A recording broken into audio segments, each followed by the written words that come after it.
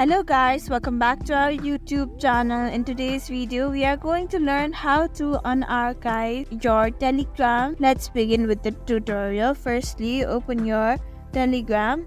Then after, here at the top only you see archived chats. Tap on it. There tap on the chat or a Telegram that you want to unarchive. Then tap on it and hold it for a while. Then tap on it. There you can see the option of unarchive. Like this, you have unarchived your chat. You can again do it by tapping, hold it, tap on it for a while, then a tick mark comes, then tap on unarchive.